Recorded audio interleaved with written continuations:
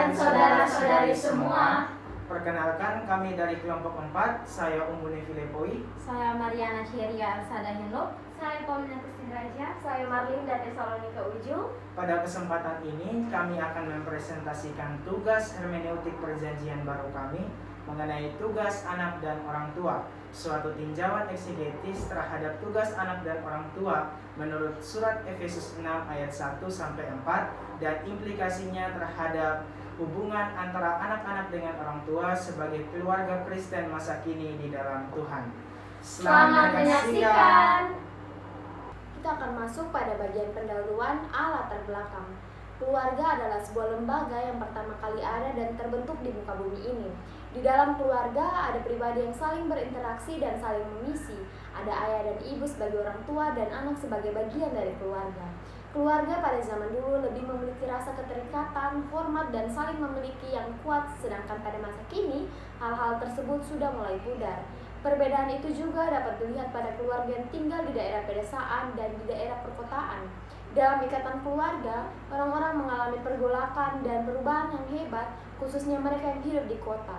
Apabila ditinjau keluarga-keluarga di daerah yang belum mengalami maupun menikmati hasil kemajuan teknologi, kemajuan dalam dunia industri, dan sebagainya, maka gambaran mengenai ikatan dan fungsi keluarga adalah jauh berbeda jika dibandingkan dengan keluarga yang berada di tengah segala kemewahan dan materi. Berdasarkan pada teks kitab Efesus 6 ayat 1-4 yang telah dipilih, maka perlu dipertanyakan apa tugas anak-anak dan orang tua menurut Paulus di dalam kitab Efesus, agar anak-anak dan orang tua masa kini bisa memahami dan melaksanakan tugas dan kewajiban di antara kedua belah pihak sebagai keluarga Kristen. Penulis tertarik untuk mengkaji lebih jauh dengan judul Tugas Anak dan Orang Tua, suatu tinjauan eksegetis terhadap tugas anak dan orang tua menurut surat Efesus 6 ayat 1-4 dan implikasinya bagi hubungan antara anak-anak dengan orang tua sebagai keluarga Kristen masa kini di dalam Tuhan. Bab 1. Konteks historis kitab Efesus. 1.1 Penulis. Penulis surat ini ialah Paulus. Di belakang nama Paulus, penulis menambahkan keterangan Rasul Kristus Yesus oleh kehendak Allah. Dalam suratnya kepada jemaat-jemaat di Galatia, keterangan itu sedikit lebih panjang. Rasul, bukan karena manusia dan oleh manusia, tetapi oleh Yesus Kristus dan Allah Bapa pada pasal 1 ayat 1. Keterangan ini bagi penulis penting, bukan saja untuk membela dan memberi dasar kepada kerasulannya yang rupa-rupanya masih disangsikan dan diserang orang, tetapi lebih daripada itu untuk mengatakan kepada anggota jemaat-jemaat di Efesus siapakah sebenarnya Paulus, penulis surat ini, dan dalam kualitas apakah ia sedang berkata-kata kepada mereka.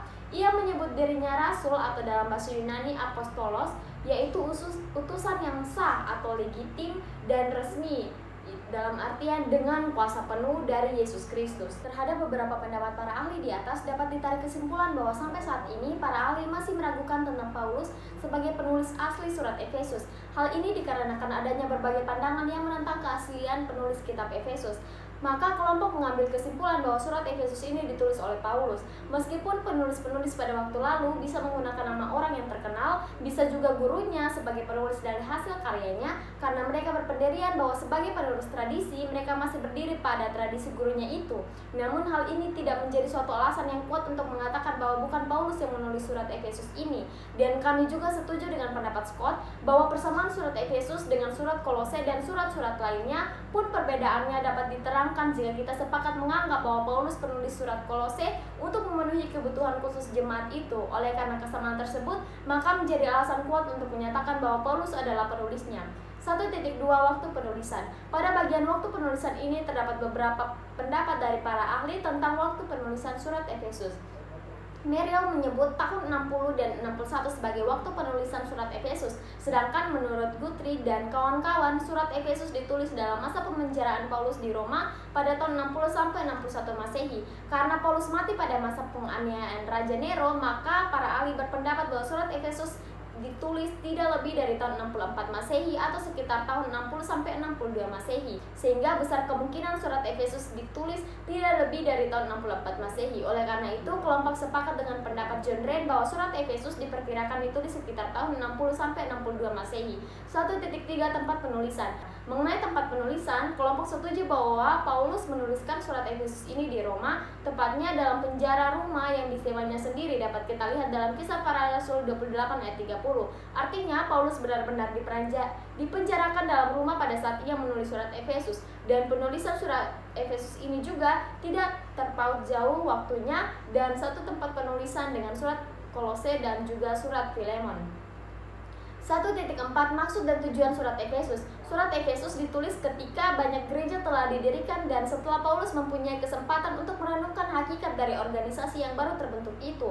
Dwi Firman mengatakan bahwa isi surat ini sebenarnya merupakan satu puji-pujian atas kelimpahan dan keajaiban anugerah Allah. Sesudah salam, puji-pujian ini terus meluap dalam satu kalimat dan seakan tak akan berakhir. Kelompok mencoba mengambil suatu kesimpulan mengenai maksud surat Efesus ini ditulis, yaitu yang pertama, orang-orang Kristen dimaksudkan Allah supaya bertumbuh dalam segala hal, mencapai dan menyerupai Kristus kepala itu, dapat kita lihat dalam Efesus 4 ayat 15. Kedua, Paulus hendak memberitahukan bahwa persekutuan itu diumpamakan seperti suami dan istri, dapat kita lihat dalam Efesus 5 ayat 23, Efesus 5 ayat 25 sampai 27. Ketiga, hanya karena orang-orang Kristen di dalam Kristus, maka Allah memberi orang-orang Kristen yang di dalam Kristus segala berkat rohani yang ada, dapat kita lihat dalam Efesus 1 ayat 3.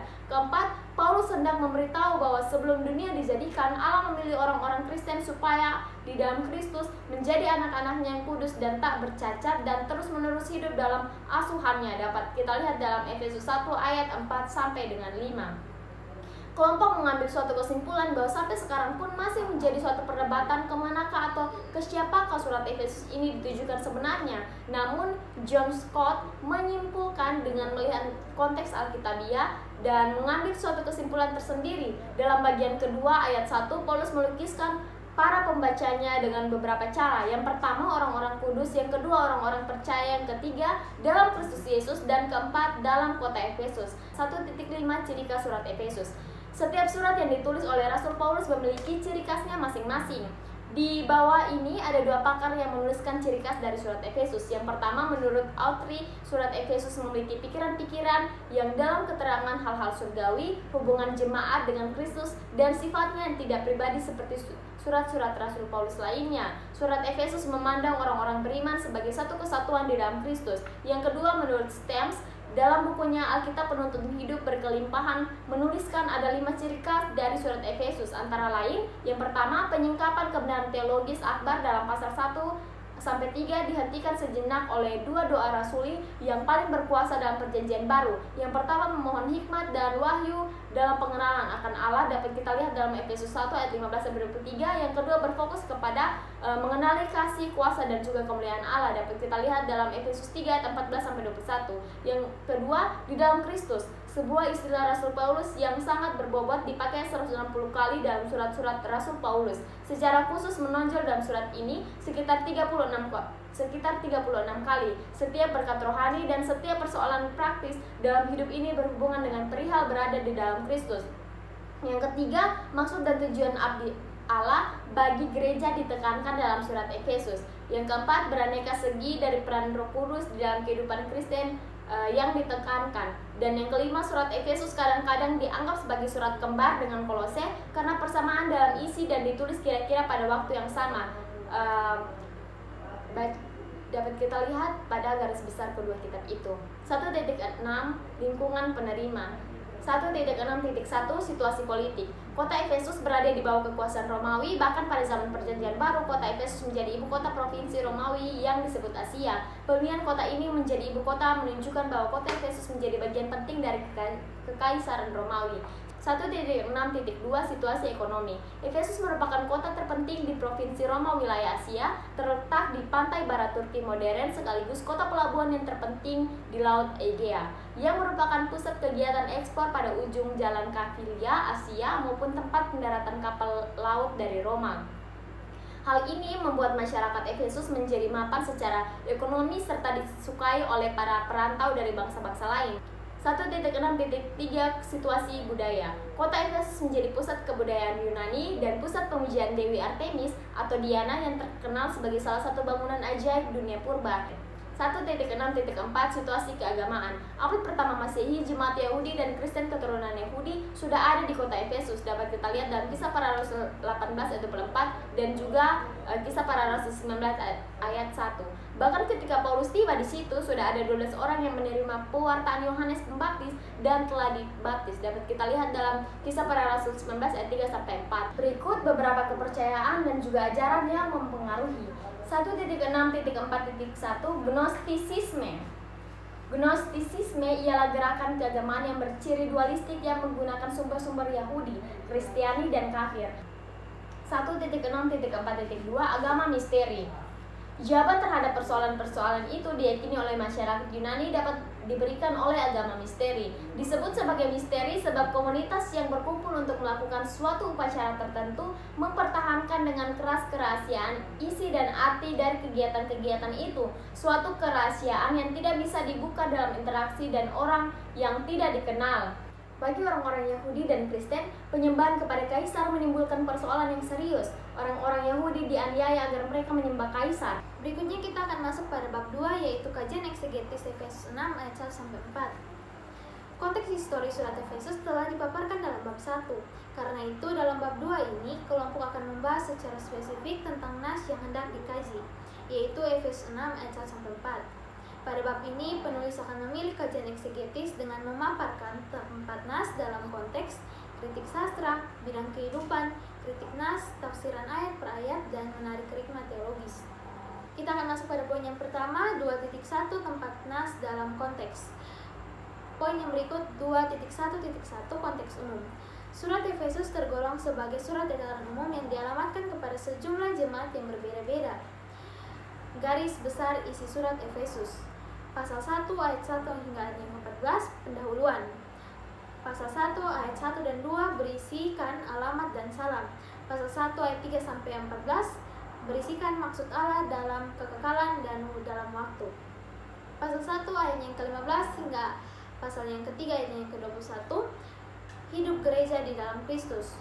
Pasal 1 ayat 15 hingga ayat yang ke-23 berisikan doa syafaat Paulus untuk gereja. Pasal 2 ayatnya yang pertama hingga ayatnya yang ke-10 sejarah gereja masa lampau, kini, dan yang akan datang. Pasal 2 ayatnya yang ke-11 hingga ayatnya yang ke-22 keesaan gereja. Pasal 3 ayatnya yang ke-pertama hingga ayatnya yang ke-21 berisikan kerasulan Paulus dan doanya bagi gereja. Pasal 4 ayatnya yang ke-6 hingga ayatnya yang ke-9 hidup gereja dalam masyarakat. Pasal 4 hingga ayatnya yang ke-pertama hingga ayatnya yang ke-16 panggilan gereja sebagai tubuh Kristus. Pasal yang keempat, ayat yang pertama hingga ayat yang ke-17 hingga ayat yang ke-32 tingkah laku Kristen. Pasal kelima, ayat yang pertama hingga ayat yang ke-21 berisikan tingkah laku orang Kristen dalam dunia. Pasal 5 ayat yang ke-22 hingga pasal 6 ayat yang keempat berisikan Kristus, gereja, dan keluarga. Pasal 6 ayat yang kelima hingga ayat yang ke-9 berisikan hubungan Tuhan dan hamba. Pasal 6 ayat yang ke-10 hingga ayat yang ke-24 adalah penutup.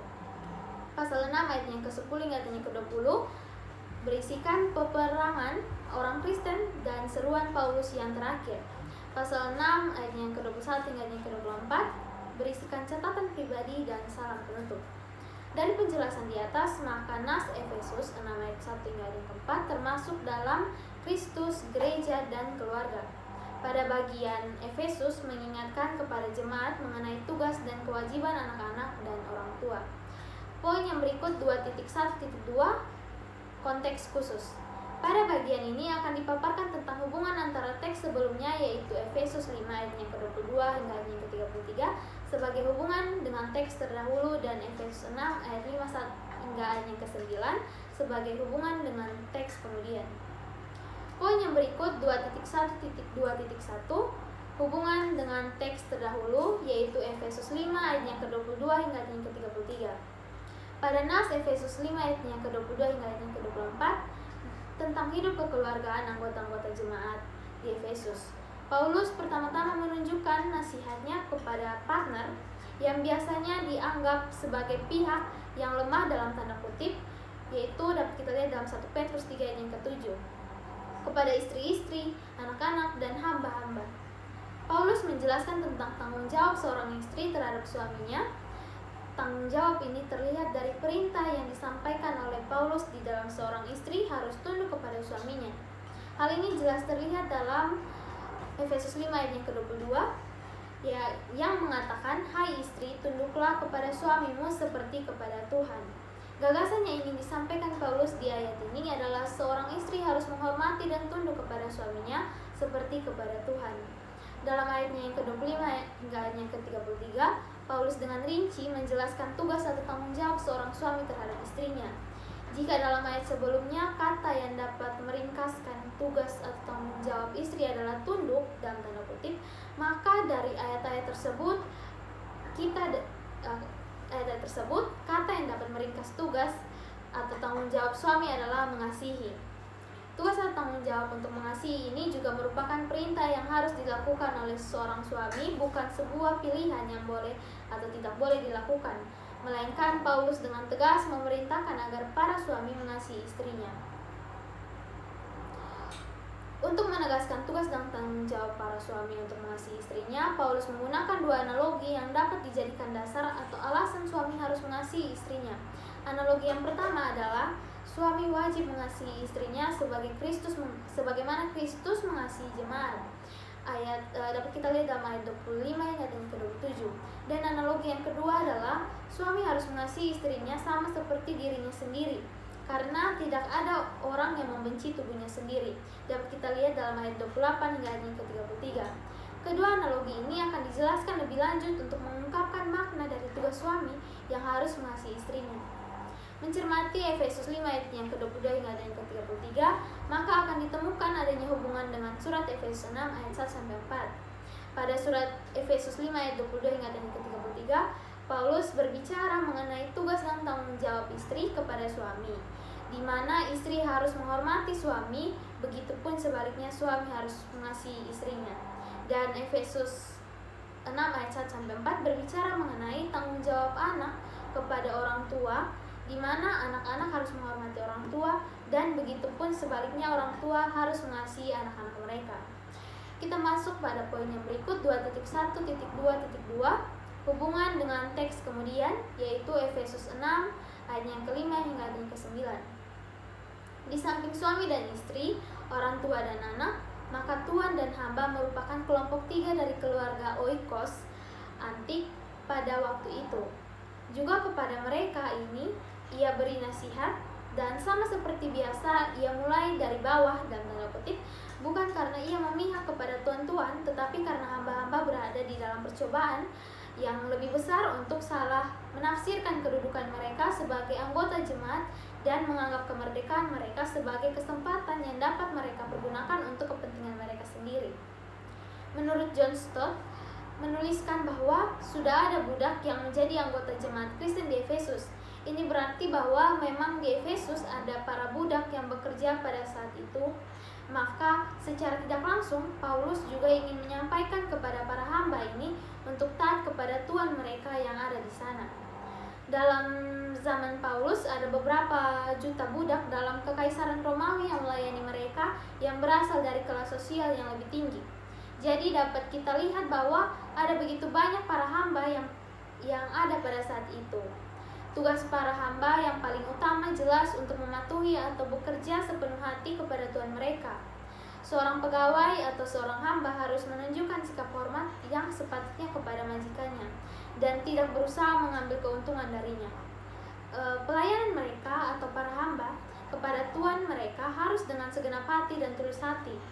Dari dua dari banyak tugas seorang hamba yang dituliskan kelompok, hal ini memberitahukan kepada kita bahwa seorang hamba harus benar-benar taat, setia, tunduk, bahkan harus siap diperlakukan seperti apa yang tuannya kehendaki. Dan hal ini dilakukan tanpa perlawanan. Dalam konteks ini, Paulus jelas menasihatkan kepada semua budak Kristen yang ada di Efesus pada saat itu. Paulus menasihati para hamba agar taat karena beberapa alasan. Pertama-tama, mereka juga sebenarnya melayani Kristus. Memang mereka mempunyai Tuhan di dunia, tetapi Tuhan mereka yang sebenarnya ada di sorga. Bila budak Kristen atau tenaga kerja Kristen menyadari bahwa kewajiban utamanya adalah melayani Kristus, maka pelayanan terhadap Tuhan manusia dalam tanda kutip di dunia tentu akan baik. Jadi sebenarnya tugas utama para budak Kristen itu adalah melayani Kristus, dan kemudian setelah mereka melayani Kristus dengan baik, maka pelayanan mereka kepada Tuhan mereka yang ada di dunia juga akan baik dan bisa mendapatkan upah atau pujian. Dengan mencermati Efesus 6 ayat yang ke-5 hingga yang ke-9, maka ditemukan ada hubungan dengan Efesus 6 ayat yang pertama hingga yang ke-4. Pada Efesus 6 ayat yang pertama hingga yang ke-4, Paulus menasihati agar anak-anak dan orang tua dapat melakukan tugas dan kewajibannya masing-masing. Kemudian pernyataan Paulus pada pasal yang ke-6 hingga pasal yang ke-6 ayat yang ke-5 hingga yang ke-9 juga menasihatkan hal yang sama kepada relasi antara hamba terhadap Tuhan dan Tuhan terhadap hamba, bahwa seorang hamba harus melayani dengan tulus hati, begitupun sebaliknya. Kita akan masuk kepada poin yang berikut, 2.2 kritik sastra. Kitab Efesus pertama ayat yang ke-pertama disampaikan kepada pembaca dalam bentuk surat yang lazim dan hampir secara harafiah sama dengan Kolose yang pertama hingga Kolose 1 ayat yang pertama hingga yang kedua. Dengan jalan itu, karangan Efesus ini diperkenalkan sebagai karangan yang diberi kewibawaan Paulus. Pendahulunya berbunyi, dari Paulus, Rasul Kristus Yesus oleh kehendak Allah kepada orang-orang kudus di Efesus, orang-orang percaya dalam Kristus Yesus. Dapat kita lihat dalam Efesus 1 ayat yang pertama. Tulisan ini merupakan pembukaan sebuah surat atau yang disebut preskrip.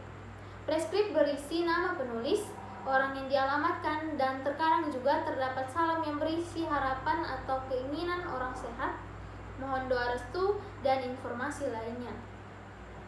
Surat Efesus tergolong dalam surat edaran yang bersifat am atau umum, karena surat ini tidak dialamatkan kepada suatu jemaat secara khusus atau kepada seseorang.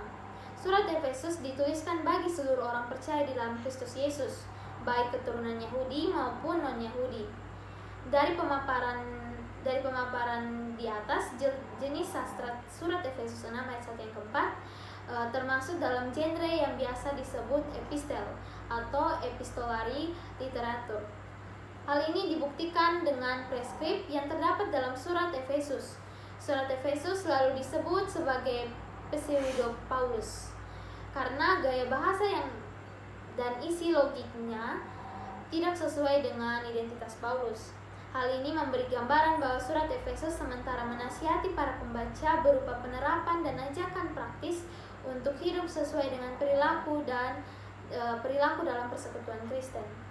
Yang berikutnya kita akan masuk pada poin 2.3 bidang kehidupan, seeds in Leaven. Surat Efesus ditulis oleh Paulus untuk situasi yang ditandai dengan dunia yang tidak mengenai moral. Bangsa Yahudi dapat memandang rendah wanita. Dalam doanya setiap pagi, seorang pria Yahudi selalu menyatakan pengucapan syukurnya bahwa Allah tidak menciptakannya sebagai bangsa kafir, sebagai budak, atau sebagai wanita. Dalam hukum Yahudi, wanita bukanlah orang melainkan benda. Ia tidak mempunyai hak atas apapun juga. Secara mutlak, ia adalah milik suaminya. Suaminya bebas memperlakukan sekehendak hatinya. Secara teoretis, orang Yahudi mempunyai pandangan yang paling tinggi tentang pernikahan. Hal ini nampak umpamanya dalam ucapan para rabi berikut ini. Setiap orang Yahudi lebih baik menyerahkan diri ketimbang melakukan penyembahan berhala, pembunuhan, atau perzinahan. Meja persembahan di rumah ibadah akan menangis bila sampai ada putra-putra Yahudi yang menceraikan istrinya. Tetapi pada zaman Paulus, kenyataan menunjukkan bahwa perceraian yang menyedihkan itu selalu menjadi sesuatu yang sangat gampang. Ada dua hal dalam hukum Yahudi yang membuat segalanya lebih buruk lagi. Pertama, istri sama sekali tidak berhak minta cerai, kecuali dengan alasan bahwa suaminya terkena penyakit kusta atau mengingkari agama atau terlibat dalam perzinahan. Pokoknya, menurut hukum Yahudi, suami dapat menceraikan istrinya dengan alasan apa saja. Tetapi dengan alasan apapun juga istri tak dapat menceraikan suaminya. Kedua, proses perceraian itu itu luar biasa mudahnya. Surat cerai ini harus secara cermat ditulis oleh seorang rabi. Hal yang kemudian harus dilakukan pria dalam hal ini ialah menyerahkan surat cerai tersebut kepada istrinya dengan disaksikan oleh 2 orang saksi. Dengan penyerahan surat yang demikian itu, maka perceraian tersebut pun sah. Satu-satunya persyaratan lain dalam perceraian itu ialah bahwa seluruh mas kawin yang pernah diberikan harus dikembalikan kepada si wanita. Jadi kehidupan manusia Efesus dipengaruhi oleh 3 budaya besar, yaitu Romawi, Yunani, dan Yahudi. Ludwig mengatakan orang Efesus memuja kaisar, memuja Dewi Artemis, dan kebiasaan Yahudi yang membuat kota Efesus penuh dengan hal-hal amoral dan sangat tahayul. Permasalahan lain yang dihadapi oleh Paulus adalah ia diperhadapkan dengan 2 kemungkinan yang menjadi-jadi semasa hidupnya, yaitu seorang bayi Romawi selalu menghadapi 2 kemungkinan, diakui atau ditolak. Di atas telah dijelaskan bagaimana hancurnya hubungan perkawinan dan keluarga yang telah terjadi, dan betapa pria dan wanita saling berganti pasangan secara mudah, cepat, dan liar saat itu. Dalam keadaan yang demikian itu, kehadiran seorang anak sungguh tidak menguntungkan. Begitu sedikit anak-anak yang dilahirkan sehingga pemerintahan Roma membatasi hak hukum bagi pasangan-pasangan yang tidak mampu mempunyai anak. Anak-anak yang ditolak oleh orang tuanya umumnya dibesarkan di bawah pengawasan pemerintah Roma, dan setiap orang yang menghendaki mereka boleh mengambilnya dari tempat itu. Karena itu pada malam hari anak-anak ini biasanya berkumpul dan diambil oleh orang-orang yang berminat, diberi makan, untuk kemudian dijual sebagai hamba atau untuk mengisi persediaan rumah pelacuran. Kebudayaan Romawi kuno sangat tidak berbelas kasihan kepada anak-anak yang berpenyakit cacat. Seneca pernah menulis, lembu jantan tidak disembelih, anjing gila kita cekik, ternak yang sakit kita binasakan agar tidak mencemari kawanannya, dan anak-anak yang lemah dan cacat kita buang. Jadi seorang anak yang lemah dan cacat sangat sedikit harapannya untuk dapat hidup. Kenyataan bahwa Roma menguasai seluruh dunia menimbulkan keangkuhan pada warga negaranya dan menganggap rendah seorang yang bekerja sebagai hamba. Pada dasarnya kehidupan seorang hamba sangat berat dan mengerikan. Secara hukum seorang hamba dianggap bukan manusia tetapi benda. Keadaan-keadaan yang mengerikan inilah yang melatar belakangi nasihat-nasihat Paulus bagi suami dan istri, anak-anak, dan orang tua serta tuan dan hamba. Kita masuk pada pembahasan 2.4 kritik nas.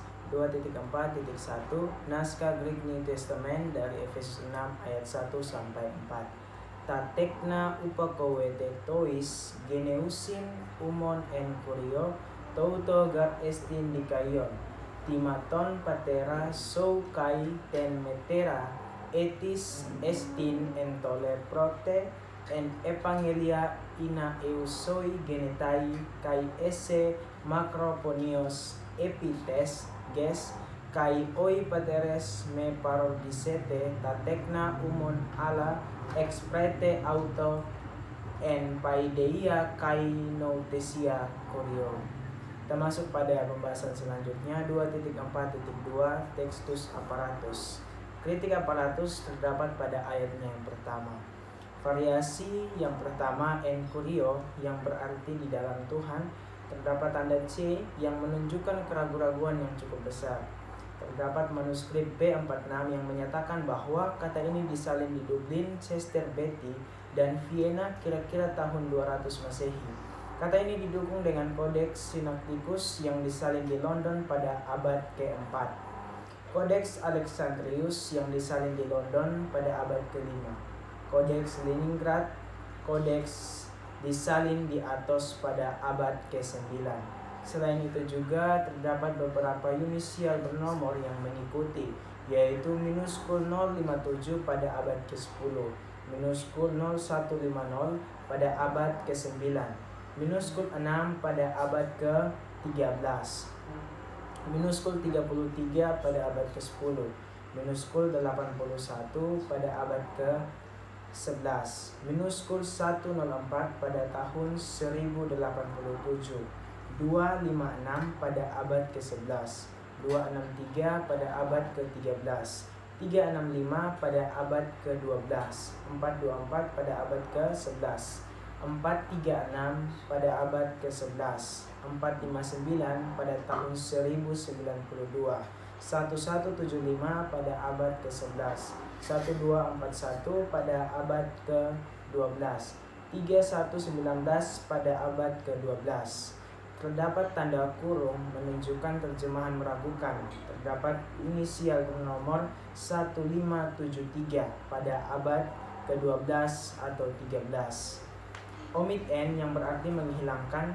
Menghilangkan dimaksud bahwa ada beberapa penyalin teks yang tetap mempertahankan N dalam terjemahannya, dan ada juga yang penyalin menghilangkan N dalam tafsirannya. Selain daripada itu, terdapat pula beberapa inisial bernomor yang mengikuti, yaitu manuskrip 1739 pada abad ke-10, 1852 pada abad ke-13, 1881 pada abad ke-14, 1912 pada abad ke-10, 1962 pada abad ke-11, 2127 pada abad ke-12, 2200 pada abad ke-14, 2464 pada abad ke-10. BYZ menunjukkan pada bukti-bukti Bizantium. Kodeks K yang disalin di Moskow pada abad ke-9. Kodeks Tesalonika Wina yang disalin di Athena, Lerna, London, New York, Patmos, Città del Vaticano, Santo Petersburg pada abad ke-6. Kodeks P yang disalin di Santo Petersburg pada abad ke-9. Lek di sini berarti baca dari bagian terbesar daftar-daftar baca kitab suci menurut Senecasilion dan menurut Menologion jika keduanya selesai. It menunjukkan adanya naskah-naskah Italia atau Latin tua. Manuskrip R yang berasal dari Dublin pada abad ke-9. Manuskrip Mon yang berasal dari Monza pada abad ke-10. FG menunjukkan versi Vulgata. SYRP menunjukkan versi Pesitas Syria. SYRH menunjukkan versi Heraklean Syria. Kop SA menunjukkan versi Koptik dialek Sahidi. Kopbo menunjukkan versi Koptik dialek Bohairi. ARM menunjukkan versi Armenia. ETH menunjukkan kesesuaian dengan edisi-edisi berikutnya. Secara khusus edisi Hoffman digunakan sebagai dasar untuk kitab Wahyu. Geo menunjukkan versi Georgia. Slav menunjukkan versi Slavia. Origen merupakan Bapak Gereja tahun 253 atau 254. Basil di sini yang dimaksud adalah Bapak Gereja Basil yang agung pada tahun 379. Dari penjelasan di atas dapat diketahui bahwa terdapat dua variasi. Dari kelompok sendiri, dalam variasi pertama terdapat omit N yang berarti menghilangkan. Menghilangkan dimaksud bahwa ada beberapa penyalin teks yang tetap mempertahankan N dalam terjemahannya, dan ada juga penyalin yang menghilangkan N dalam tafsirannya. Namun dalam variasi kedua terdapat kata fit yang menunjukkan bacaan yang paling memungkinkan dari sebuah manuskrip, yang karena kondisi pemeliharaannya sebuah verifikasi yang menyeluruh tidaklah mungkin. Oleh karena itu dibutuhkan dukungan dari bapak-bapak gereja. Kita masuk pada poin 2.4.3 terjemahan ayat per ayat. Pada bagian perbandingan terjemahan terhadap teks Efesus 6 ayat 1-4, kelompok menggunakan beberapa versi terjemahan Alkitab, yaitu Greek New Testament GNT, King James Version atau KJV, Lembaga Alkitab Indonesia Terjemahan Baru atau LAITB, dan terjemahan kelompok. Kelompok menemukan dua kata kunci dalam ayat ini. Penentuan dua kata kunci ini untuk membantu memahami tentang tugas dan kewajiban anak-anak terhadap orang tua. Kata kunci yang pertama adalah upakowete yang merupakan kata kerja rangkap imperfect indikatif aktif orang kedua jamak dari kata upakowo yang artinya kamu sekalian mentaati. Kedua, dikaion yang merupakan kata sifat nominatif neuter tunggal dari kata dikaios yang berarti benar. Pada bagian terjemahan ayat ini terdapat perbedaan. LAI menerjemahkan kata upakowete yaitu taatilah, sedangkan KJV yang menggunakan kata obey atau patuhilah. Pada kenyataannya untuk menunjukkan menerjemahkan Kata upakuwete tidak terdapat pembeda yang secara spesifik menjelaskan kata taatilah. Sebab untuk menerjemahkan kata upakuwete dapat menggunakan kata taatilah atau patuhilah. Oleh karena itu, sama halnya dengan LAI, penulis lebih memilih menggunakan kata taatilah untuk menerjemahkan kata upakuwete. Perbedaan juga terdapat pada kalimat Touto gar estin dikaion. KJV menerjemahkannya for this is right, sedangkan LAI menerjemahkannya karena haruslah demikian. Kelompok menerjemahkannya karena inilah yang benar. Untuk menerjemahkan kata dikaion yang berarti benar, kelompok memilih untuk tidak menggunakan kata demikian dalam terjemahan LAI, namun memilih untuk menggunakan kata benar yang sesuai dengan terjemahan KJV yaitu right. Ini dikarenakan menurut kelompok, ketaatan yang demikian menurut Paulus adalah suatu keharusan atau barangkali lebih baik, sesuatu yang benar, yang adil, atau dikaion, sesuatu yang benar dan adil bagi Allah. Selanjutnya ayat 2. Kelompok menemukan ada satu kata kunci dalam ayat ini, yakni tima, yang merupakan kata kerja present imperatif aktif orang kedua tunggal dari kata timao, yang artinya hormatilah. Pemilihan kata kunci ini untuk membantu memahami bagaimana tugas dan kewajiban yang kedua dari anak-anak terhadap orang tua. Pada bagian terjemahan terdapat perbedaan antara terjemahan KJV, LAI, dan kelompok. Perbedaan terdapat pada penggunaan kata dalam kalimat etis, estin, entole, prote, et evangelia. KJV menerjemahkan which is the first commandment with promise, yang merupakan perintah pertama dengan janji. LAI menerjemahkan ini adalah suatu perintah yang penting, seperti yang nyata dari janji ini. Sedangkan penulis menerjemahkan ini adalah perintah yang penting di dalam janji ini. Menurut pandangan kelompok, terjemahan LAI lebih tepat. Oleh karena itu, kelompok menyesuaikan terjemahannya dengan LAI, sebab perintah atau hukum kelima ini bukanlah perintah atau hukum pertama yang disertai suatu janji.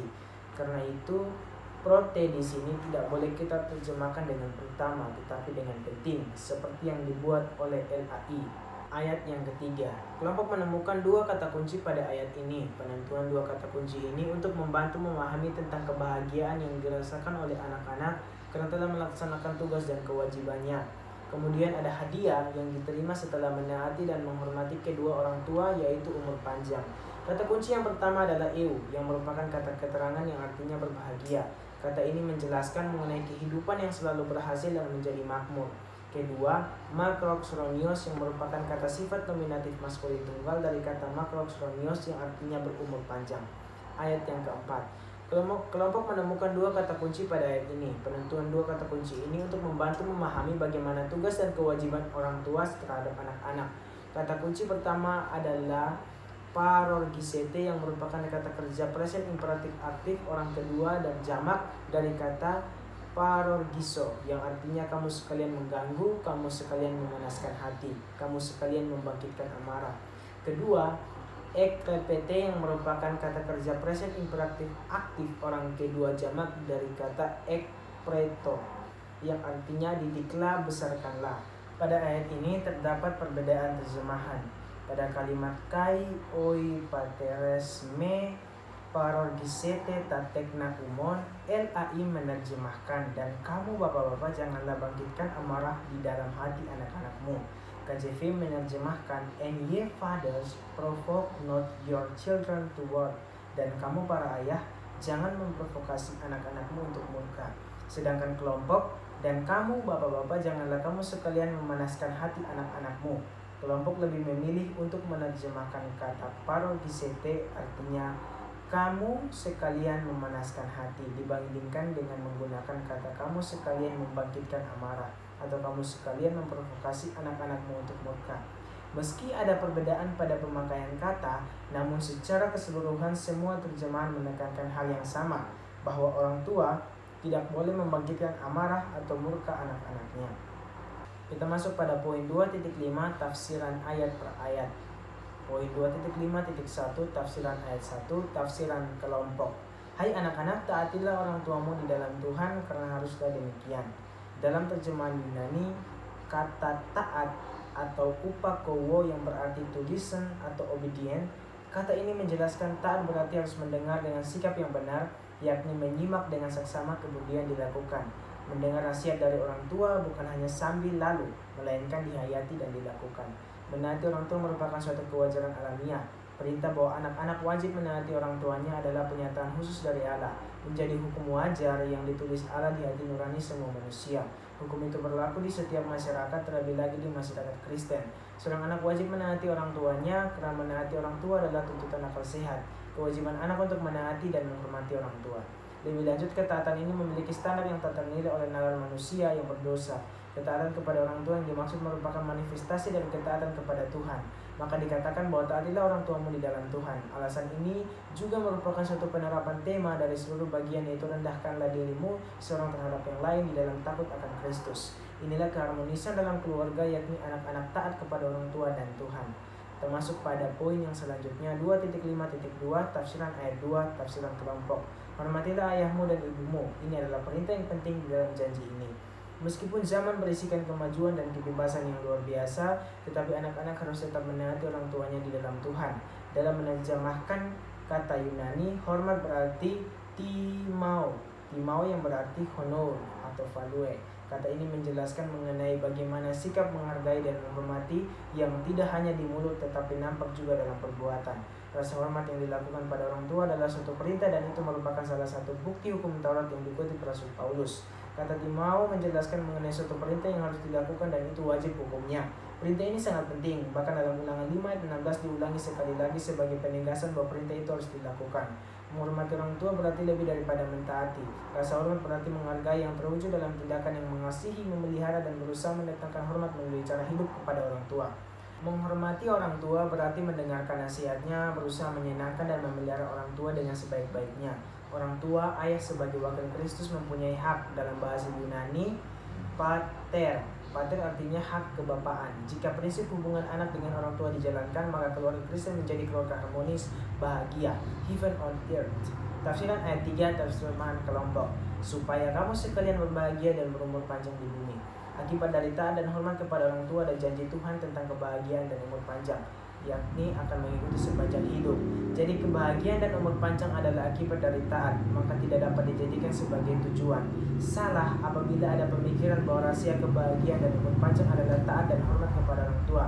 Ini akan mengakibatkan suatu tindakan taat dan hormat yang penuh manipulasi, yakni taat dan hormat karena berkat, bukan karena perintah firman Tuhan atau kasih kepada orang tua. Hal ini sama juga dengan beberapa orang Kristen yang mengikuti Tuhan Yesus hanya mencintai berkatnya, bukan mencintai sumber berkat, yaitu Tuhan. Kita lanjut pada terjemahan ayat 4. Dan kamu bapak-bapak, janganlah kamu sekalian memanaskan hati anak-anakmu, tetapi didiklah mereka di dalam ajaran dan nasihat Tuhan. Di atas sudah dijelaskan kewajiban sebagai seorang anak terhadap orang tua. Sekarang kewajiban orang tua kepada anak. Sebagaimana anak harus taat dan hormat kepada orang tua, sebaliknya orang tua juga jangan membangkitkan amarah anak dan harus mendidik anak dalam takut akan Tuhan. Orang tua jangan membangkitkan amarah anak dan orang tua harus mendidik anak dalam ajaran dan nasihat Tuhan. Dalam terjemahan Yunani, kata mendidik adalah ektreo. Ektreo artinya nourish. Kata ini menjelaskan bahwa mendidik itu sama halnya dengan memelihara atau memberi makan.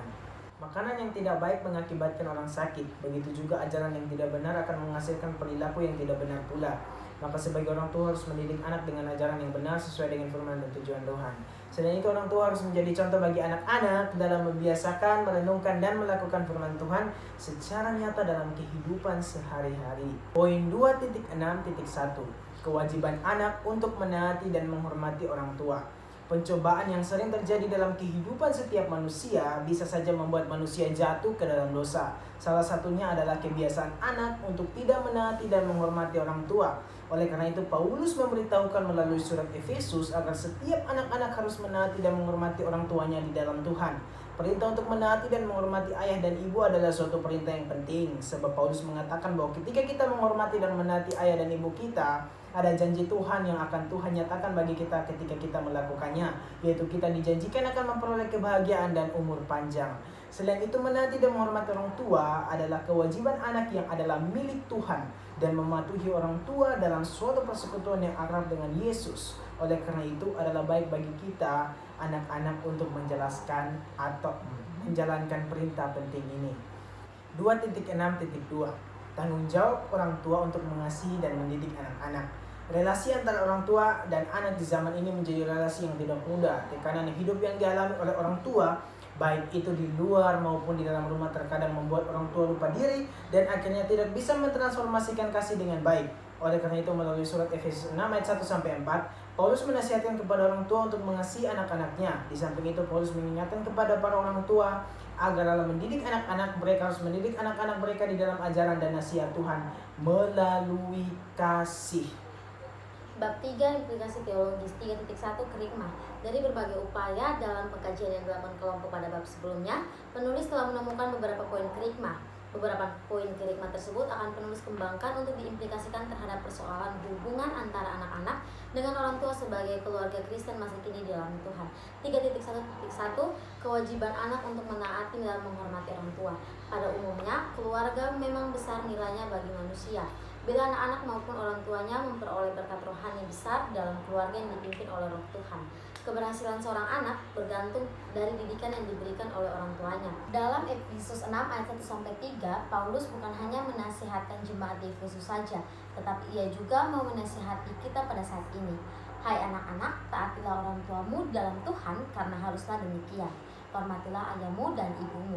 Ini adalah suatu perintah yang penting, seperti yang nyata dari janji ini, supaya kamu berbahagia dan panjang umurmu di bumi. Artinya, yang dijanjikan bukanlah bahwa setiap anak yang menghormati orang tuanya akan mendapat umur panjang, namun bahwa masyarakat di mana anak-anak menghormati dan menaati orang tuanya akan menikmati kemantapan sosial.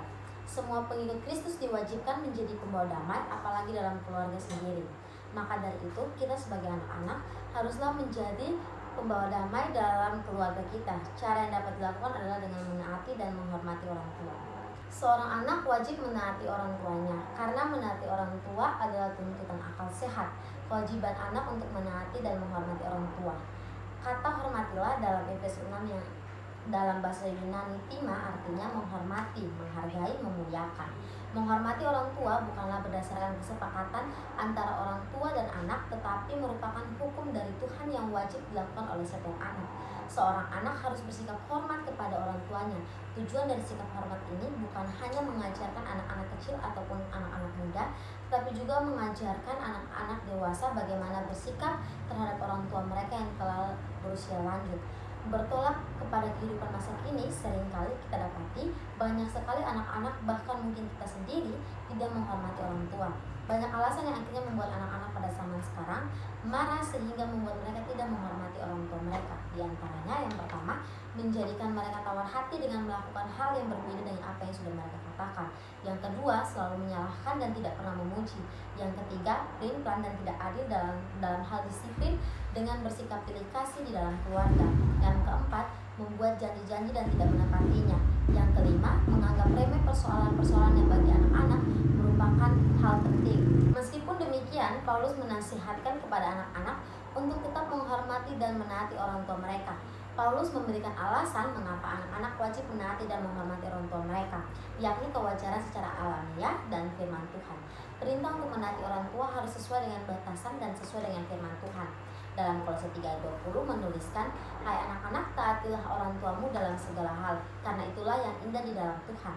Ini artinya anak harus taat kepada orang tua dalam segala hal. Selain dari itu, anak-anak tidak boleh menghina, mencela, berkata kasar, mengutuk orang tua, bahkan tidak boleh menginginkan sesuatu yang buruk terjadi atas mereka. Yang menghina mereka atau yang melontarkan kata-kata cemooh dan kasar terhadap mereka, karena itu melanggar hukum yang telah Paulus sampaikan melalui surat Efesus 6 ayat 1-3. Oleh karena itu, hal yang seharusnya dilakukan oleh setiap kita sebagai murid Kristus, khususnya sebagai anak-anak Kristen pada masa kini, selain dari menghormati dan menaati orang tua kita, ialah memelihara mereka pada saat mereka sudah tua ataupun saat mereka tidak bisa bekerja. Alkitab sebagai penuntun hidup menuliskan, menghormati ayah dan ibu akan berlanjut terus sampai kematian mereka. Salah satu cara untuk menghormati ayah dan ibu adalah dengan memperhatikan mereka pada saat-saat mereka memerlukan keuangan atau bila mereka sakit dan tidak mampu merawat diri sendiri. Merupakan kewajiban anak-anak jika orang tua mereka miskin dan kekurangan, maka anak harus meringankan beban orang tua dan menolongnya sesuai dengan kemampuannya. Jika tidak, maka anak tersebut sudah berdosa dan melanggar perintah Tuhan. Jika mengutuk orang tua saja sudah patut dihukum mati, apalagi kalau sampai membuat orang tua mereka mati karena kelaparan. Melalui semuanya itu, Jika anak-anak melakukan hal tersebut, maka Tuhan berjanji akan memberikan berkat panjang umur dan bahagia kepada mereka. 3.1.2 Tanggung jawab orang tua untuk mengasihi dan mendidik anak. Bersatunya dua orang yang berlawan jenis dalam satu pernikahan akan membentuk suatu keluarga, dan pada akhirnya mereka menjadi orang tua yang memiliki anak. Perkawinan ini tentunya merupakan ide Tuhan. Semua peraturan perkawinan termasuk tujuan akhirnya ditentukan oleh Dia. Dengan perkawinan, Tuhan mengadakan penyatuan antara satu laki-laki dan satu perempuan. Tetapi Alkitab melandaskan bahwa hanya ada satu landasan untuk penyatuan yang benar antara manusia, laki-laki dan perempuan, yakni kasih. Alkitab menggambarkan perkawinan sebagai bersatunya dua orang, satu laki-laki dan satu perempuan, dengan meninggalkan kedua orang tua mereka. Kita bisa lihat dalam Kejadian 2 ayat 24. Jadi kunci perkawinan adalah dua kata, meninggalkan dan bersatu. Kesatuan sejati antara seorang laki-laki dan istrinya disebut keluarga utuh dalam lingkup perjanjian yang telah ditetapkan Tuhan. Ketika mereka diberi karunia memperoleh keturunan, mereka inilah yang dipercaya Tuhan untuk mendidik dan merawat anak-anak tersebut dari sejak dalam kandungan hingga besar dan mandiri. Dalam Alkitab, khususnya melalui surat Efesus 6 ayat 4, dan kamu bapak-bapak janganlah bangkitkan amarah di dalam hati anak-anakmu, tetapi didiklah mereka di dalam ajaran dan nasihat Tuhan. Ini artinya tugas orang tua untuk mengajar anaknya menuju kehidupan yang saleh di dalam Kristus, yakni anak-anak diajar agar takut akan Tuhan. Anak-anak diajar untuk menaati orang tua, anak-anak dilindungi dari berbagai pengaruh jahat, anak-anak disadarkan bahwa Allah selalu melihat setiap orang yang berbuat baik maupun jahat. Anak-anak diajar pula bahwa Allah mengasihi setiap orang. Jemaat di Efesus, khususnya bagi para orang tua, diingatkan bahwa mereka sebagai orang tua harus mengajarkan kepada anak-anak mereka dengan penuh kasih melalui ajaran dan nasihat Tuhan. Dalam implikasinya kehidupan masa kini, dapat kita lihat bahwa orang tua seringkali melampiaskan amarah kepada anak. Hal yang membuat orang tua sampai melakukan tindakan tersebut bisa saja oleh karena faktor-faktor yang dialami, baik itu di dalam rumah maupun di luar rumah. Di antaranya faktor ekonomi bahkan sosial. Hal ini membuat mereka seringkali mengintimidasi anak, baik dengan cara meneriaki anak, mengertak, bahkan mengancam anak, mencela anak, tidak sayang dan dingin terhadap anak, tidak mengindahkan atau menolak anak, mengecilkan atau mempermalukan anak, bahkan seringkali berlaku ekstrim terhadap anak dengan naik tangan kepada anak. Oleh karena itu, melalui surat Efesus ini, Paulus ingin menasihatkan bukan saja hanya kepada jemaat di Efesus dalam hal ini orang tua, tetapi juga para orang tua masa kini, agar mereka dapat menjadi wakil Allah yang dapat menyalurkan kasih Allah kepada anak-anak dengan cara mengasihi dan mendidik anak-anak di dalam Tuhan dengan kasih yang datang daripada Tuhan. 3.2 Refleksi. Paulus melalui surat Efesus 6 ayat 1-4 dijelaskan bahwa dasar utama yang digunakan untuk membentuk karakter anak Kristen adalah dengan mengajarkannya sesuai dengan keteladanan Tuhan Yesus. Seorang anak tentu tidak mengerti pelajaran yang terkandung dari tindakan Tuhan Yesus di dalam Alkitab. Karena itu mutlak diperlukan bimbingan orang tua di dalamnya. Orang tua tidak boleh memberikan tanggung jawab penuh kepada guru sekolah minggu atau pendeta dalam memperkenalkan pribadi Yesus. Sebaliknya, orang tua lah yang harus memiliki inisiatif awal untuk memperkenalkan kebenaran Yesus. Dalam penulisan ini, kelompok menyajikan makna kata taat, hormat, dan kasih. Karakter dalam teks ini penting untuk dimiliki setiap anak. Pada saat ini masih ditemukan anak yang kurang taat dan kurang hormat kepada orang tua. Sementara itu, orang tua memiliki tugas untuk mendidik dan membimbing anak mereka, sehingga pembentukan karakter sudah dimulai sejak dini. Paulus menegaskan dalam surat Efesus ini bahwa anak-anak perlu dianggap, dihargai, dan diperhatikan.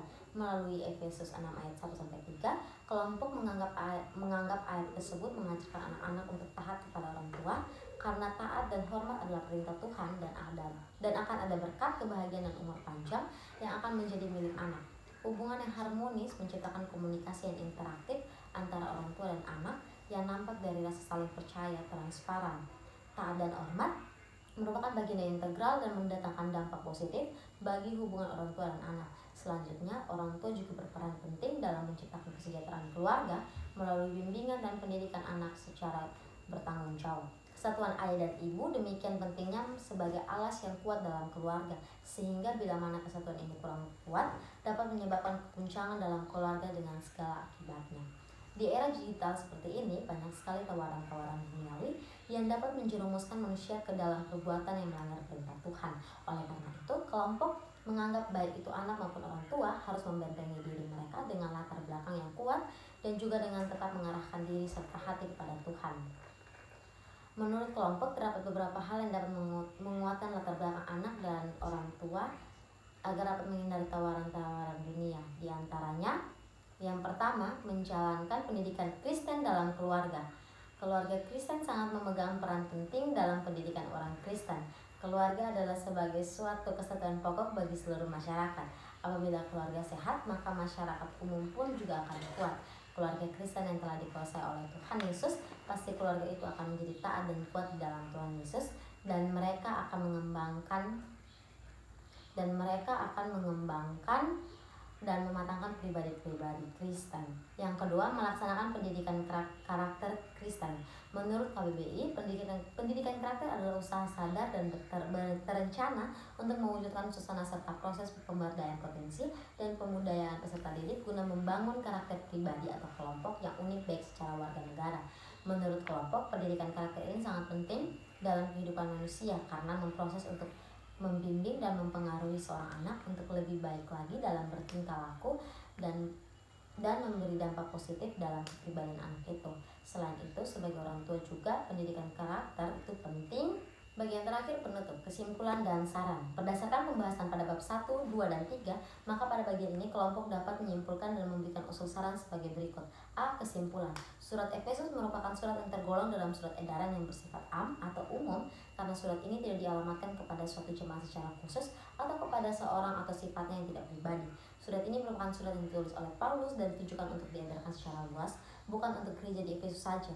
Surat Efesus ditulis ketika banyak gereja telah didirikan dan diperkirakan surat ini ditulis sekitar tahun 60-62 Masehi ketika Paulus sedang dalam penjara di Roma.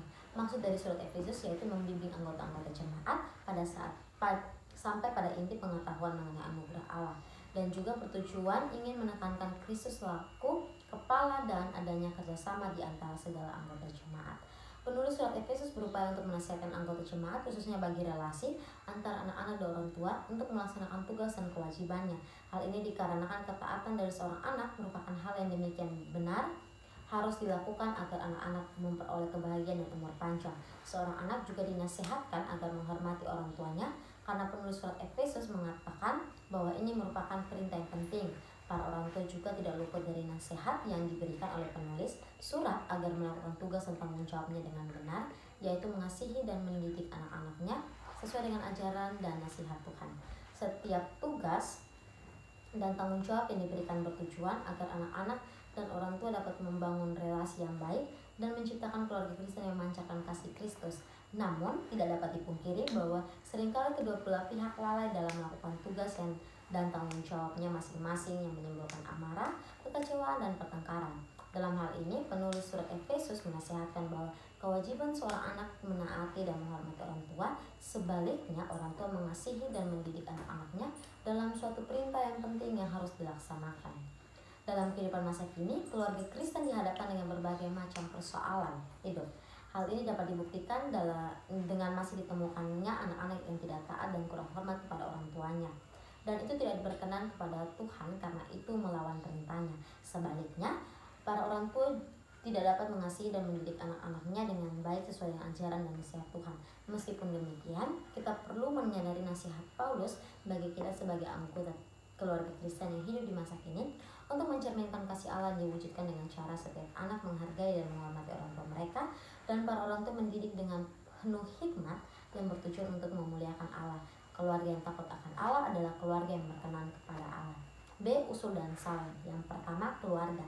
Keluarga merupakan tempat pertama dan utama bagi terciptanya relasi yang baik antara anak-anak dan orang tua. Didikan dalam keluarga sangat berperan penting dalam mengembangkan dan membentuk watak, karakter, dan kepribadian anak. Oleh karena itu, pendidikan karakter dalam keluarga perlu diberdayakan secara serius. Tugas dan tanggung jawab orang tua dalam keluarga terhadap anak-anaknya perlu diberikan perhatian khusus.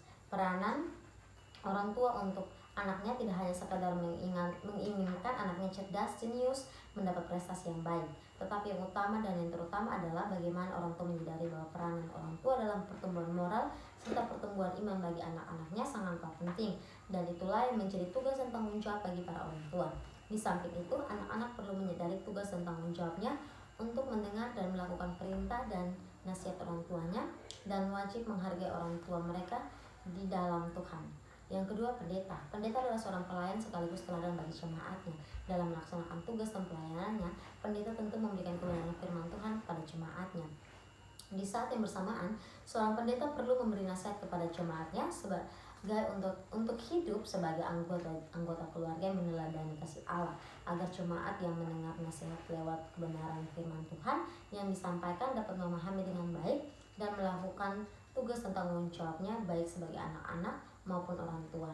Pendeta juga perlu mendampingi jemaatnya yang mengalami persoalan hidup khususnya di dalam keluarga.